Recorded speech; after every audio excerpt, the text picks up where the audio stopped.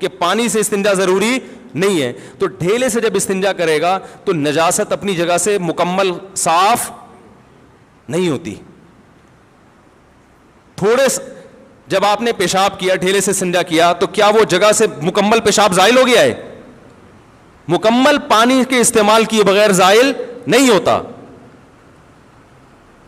تو اب امام صاحب نے کہا کہ قرآن کہہ رہے کہ دین میں تنگی نہیں ہے, اور اتنا اپنے جسم کو پاک رکھنا کہ ایک سوئی کے ناکے کے برابر ٹپکا بھی نہ لگے, یہ پریکٹیکلی ممکن نہیں ہے. آ رہی ہے سمجھ میں؟ کہیں بھی جا رہے ہوتے ہیں چھینٹیں لگ جاتی ہیں کچھ نہ کچھ. جب آپ پیشاب کرتے ہیں, جو آج کل WC کا سسٹم ہے, کیا یہ کوئی یقین سے کہہ سکتا ہے کہ ایک دو چھینٹیں بھی نہیں لگی ہوں گی؟ کچھ نہ کچھ تو ہوتا ہے. تو میں نے کہا اب وہ کچھ مقدار تو بہرحال مستثنی کرنی پڑے گی جو خاطر میں نہیں ہے.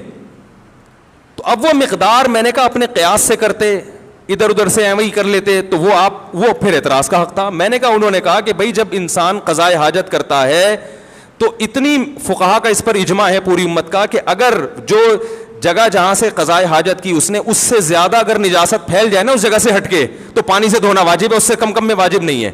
تو انہوں نے اندازہ لگایا اچھا اتنا حصہ قابل معافی ہے. اب وہ بجائے اس کے کہ اس گندی جگہ کا نام لے کے کتابوں میں لکھیں, تو نام مہذب استعمال کیا, بھائی درہم کے بقدر, یہ ہتھیلی کی گہرائی کے بقدر. اور اس کو آج ہم اپنی زبان میں کہتے ہیں 5 روپے کے سکے کے برابر جو ہے نجاست لگی ہو تو وہ کیا ہے؟ اب کوئی 5 روپے کا سکہ تو بخاری میں کہیں نہیں ہے, تو یہ پاگل ہونے کی علامت ہے آپ کے. آپ مدرسے میں بیٹھ کے پراپر علم حاصل کرو تو آپ کو 5 کے سکے بھی نظر آئیں گے اور 10 کے نوٹ بھی نظر آئیں گے انشاءاللہ. آئی بات سمجھے؟ تو انہوں نے یہاں سے نکالا ہے کہ شریعت نے صرف ڈھیلے سے استنجا کافی سمجھا, حالانکہ وہ جگہ پاک نہیں ہوتی. پتہ چلا اتنی نجاست شریعت میں قابل معافی ہے.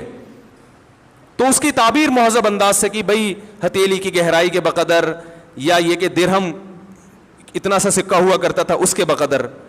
تو میں نے کہا آپ بتا دو, اگر یہ دلیل غلط ہے تو پھر آپ بتا دو کتنی نجاست, تھوڑی نجاست معاف ہے, یہ تو پوری امت کا اجماع ہے.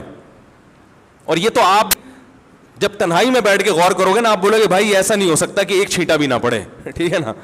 آپ بھی کہو گے یار یہ تو نہیں ہو سکتا, ناممکن ہے. تو آپ بھی کچھ نہ کچھ مقدار کو معاف کراؤ گے. میں نے کہا ہم فتویٰ اس کے خلاف دے دیتے ہیں کہ بھائی 1 درہم والی جو انہوں نے مثال دی ہے کہ 1 درہم نجاست لگ جائے تو وہ غلط ہے. تو آپ جو پھر وہ مقدار بتاؤ گے قرآن و حدیث کی روشنی میں, ہم اس پہ فتویٰ دے دیں گے انشاءاللہ. نہ آپ بتاتے ہو نہ ابو حنیفہ کے بتائے ہوئے کو صحیح قرار دیتے ہو.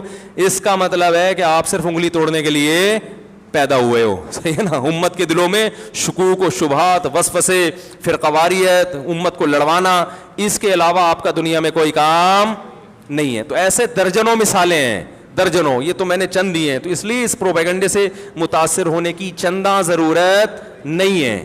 سمجھ رہے ہو, ہر فقیہ کا اپنا اصول ہے. سب سے پہلے قرآن کو, پھر ایک اور مثال دے کے بس آگے چلتا ہوں.